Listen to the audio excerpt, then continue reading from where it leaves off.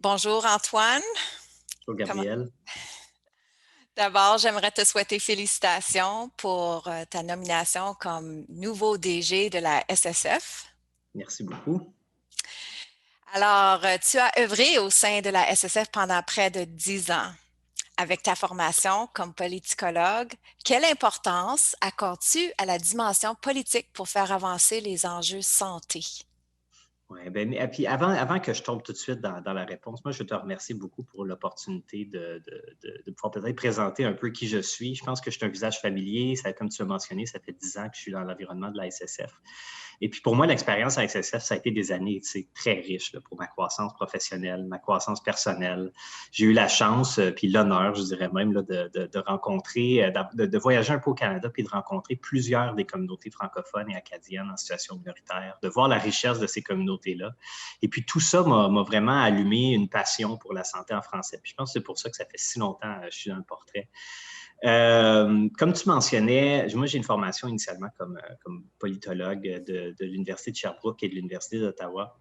Et puis c'est certain que ça donne une certaine lentille sur le monde. Là. Une formation en sciences politiques, d'abord, c'est pas une boule de cristal. J'ai pas plus j'ai pas plus de capacité de deviner le futur ou la politique. Ce que ça donne, par contre, c'est des outils puis des lentilles pour analyser la politique publique.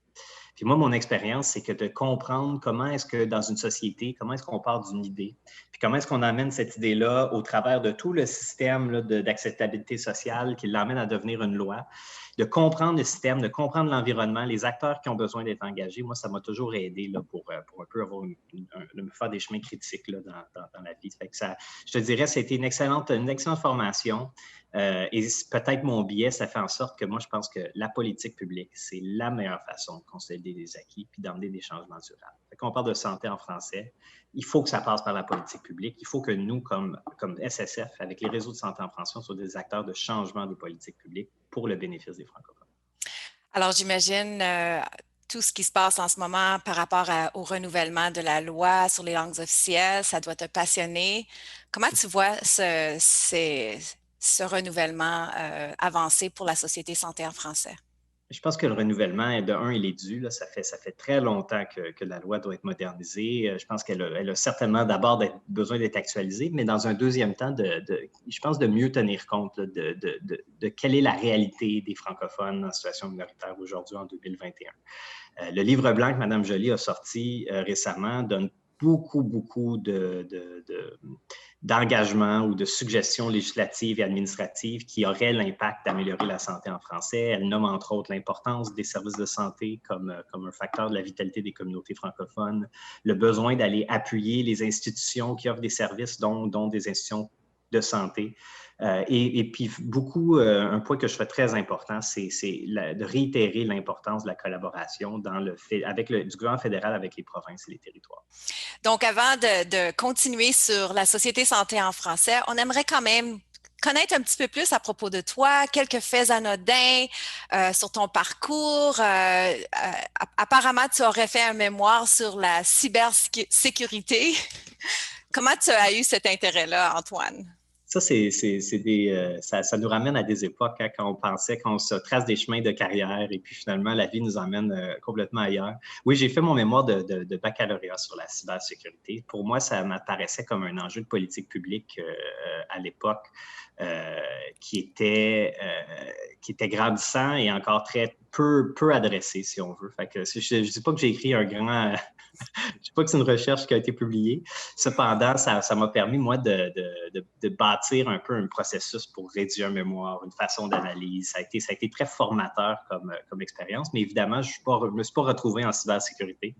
Je dirais que les conclusions à l'époque que j'avais, c'était que le gouvernement canadien était très peu préparé pour faire face à des enjeux de cybersécurité avec une dépendance au système privé un peu trop lourde.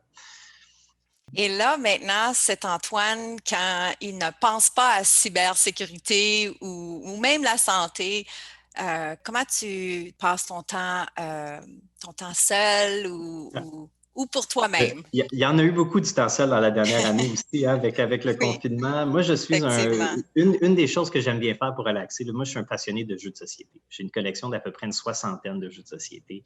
Pour moi, ça a toujours été Pour moi, les jeux comme ça, c'est une façon de d'adresser un problème avec un nombre de variables bien limité, ce qui permet souvent d'optimiser la solution. Bref, moi, ça me passionne et puis je trouve que ça m'a beaucoup aidé dans la vie à à bien décortiquer les problèmes en petits morceaux, à décortiquer un problème dans la somme de ses parties. Fait que je te dirais, c'est ce que je fais pour me reposer le plus souvent possible. Bon, avec le confinement, ça a été un petit peu plus dur cette année, là, mais Antoine, tu aimes te dévouer au bénévolat. Comment tu te retrouves à donner dans la communauté et qu'est-ce que ça t'apporte? Merci de la question. On vit on a des vies assez occupées. Je pense que la santé en française, puis ça va, je pense que tout le monde le sait, c'est très prenant comme travail. Et c'est important pour moi de trouver des façons de redonner à ma communauté au-delà du travail que j'accomplis. Le travail qu'on joue à la SSF est d'envergure nationale. Puis souvent, je trouve que ce qui manque, c'est le contact avec les gens, le contact avec la communauté. On fait de la gestion de projet, de la gestion de programme. C'est super intéressant, mais il manque cet aspect-là. Donc, moi, j'ai pris des engagements personnels sur 2 conseils d'administration d'organismes franco-ottaviens ici à Ottawa qui offrent des services, dont des services de santé, mais pas uniquement à la communauté francophone. Puis ça me permet de prendre l'expérience que j'accumule à la SSF, de redonner à ma communauté directement, de garder ce contact-là avec les gens, de voir un peu l'avancement des besoins, bref, de garder un côté humain, d'aller complémenter le côté humain dans ma vie personnelle. Ça m'apporte beaucoup.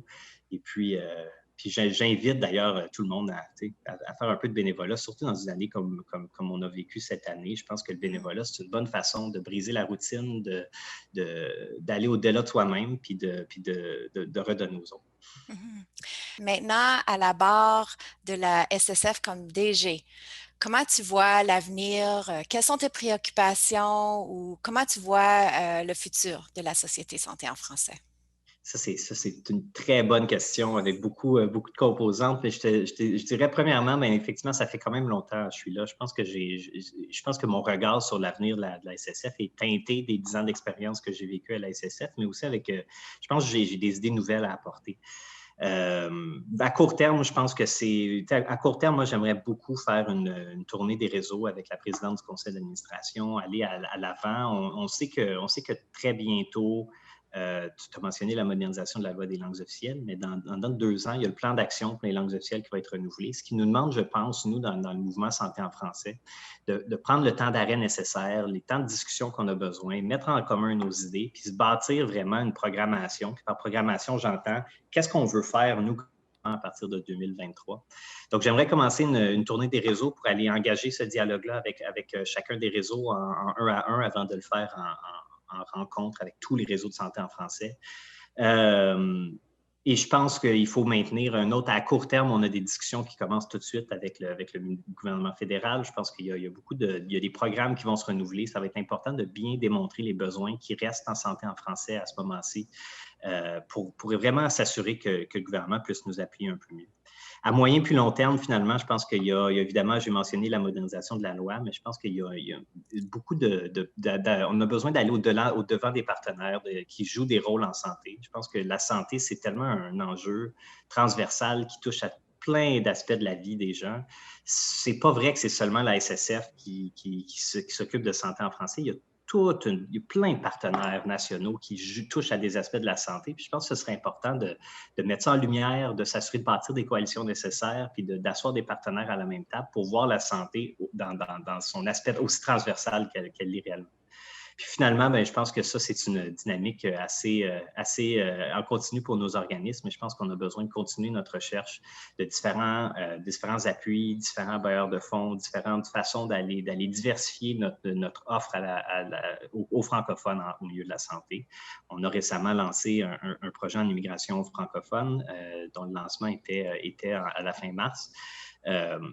Mais il y a d'autres aspects de la santé qui ne sont pas couverts présentement pour lesquels on doit s'avancer. Puis je pense entre autres à l'action sur tous les déterminants de la santé. Alors, avant de terminer, j'aimerais savoir, étant donné que tu seras là à la SSF pour le 20e anniversaire de cet organisme, comment vois-tu célébrer et souligner les succès de la Société Santé et ses réseaux? Ouais, le 20 ans de la SSF en 2022 est une étape très importante. Bon, premièrement, je pense qu'on est encore un peu à la planche à dessin pour vraiment le 20e anniversaire. Cependant, je pense qu'il y a des choses que je sais qu'on veut mettre en lumière. En 20 ans d'activité, le contraste entre la situation où on était en 2002 par rapport à la situation où on va être en 2022, c'est le jour et la nuit. On est passé d'avoir aucun mouvement, pas de société de santé en français. Il y avait un réseau dans l'Est ontarien. Et aujourd'hui, on a 16 réseaux qui ont des contacts avec tous leurs partenaires, qui sont reconnus par les systèmes de santé, par leur gouvernement, qui ont mené des projets pilotes dans plusieurs provinces et territoires pour la santé en français. On n'est pas à la même place où on était. Et je pense que pour les 20e, ça va vraiment être important de montrer ce contraste-là, de montrer les avancées qui ont eu lieu, sans nécessairement oublier qu'il reste encore des besoins. On sait, la santé, c'est un gros domaine. On a beau avoir eu beaucoup d'avancées puis beaucoup de succès, il reste beaucoup de jobs. Et donc je pense qu'on a un défi ici d'aller vraiment bien placer nos accomplissements, mais aussi se projeter dans l'avenir, puis présenter nos stratégies, puis les solutions qu'on veut mettre de l'avant dans le futur. Bien, merci beaucoup, Antoine. J'ai beaucoup hâte de continuer à œuvrer avec toi, collaborer.